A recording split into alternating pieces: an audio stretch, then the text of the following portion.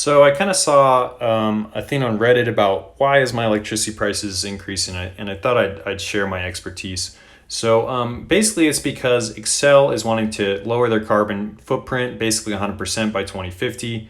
And Excel is a big country or company and goes across most of the Midwest, so it's not just Colorado. They've done a pretty good job reducing about 80% of 44% of their energy, and they kind of want to get to that 80% reduction goal by 2030 and then 100% by 2050. So here in Colorado, we've done a pretty good job. We've got about 4% around by 2005, and we raised that to about 30% by 2019. A lot of that has to do with that wind, those wind farms out east that they've really been doing.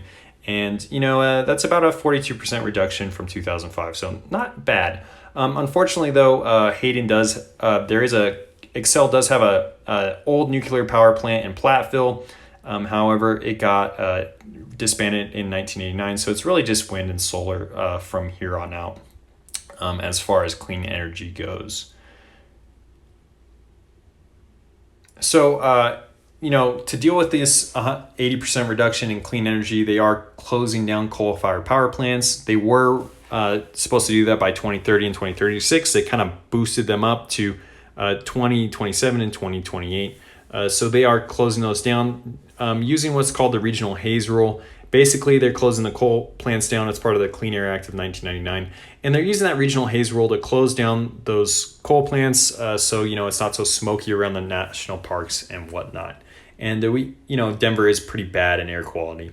I think worse in America. So they came out with this document, this 82-page document on January 2nd of 2020. And they sent out this mailer on January 1st or before then. Basically, what it's showing you is you have all these rate adjustments, right? So you have a purchase capacity cost adjustment, whatever. All of this stuff went into effect on January 1st of 2020. Basically, it's saying that your prices are increasing. So they came out with this flow chart. Basically, you're getting defaulted to time of use on peak. So here you are, your existing customer, and you're going down to time of use on peak, and it's starting pretty soon for most people. I guess it depends on where you live. Basically, you're defaulted to time of use on peak. You can opt out of this if you'd like to. There are some ways to opt out and be your prices have still increased though. So basically, your new rates are about 5.5 cents in the winter, 7 cents in the summer. If you opt out, that is an increase for most people. Most people aren't the huge energy users, so they will see that increase if they opt out of time of use on peak. I don't know if it is cheaper or not. That's just what it is. For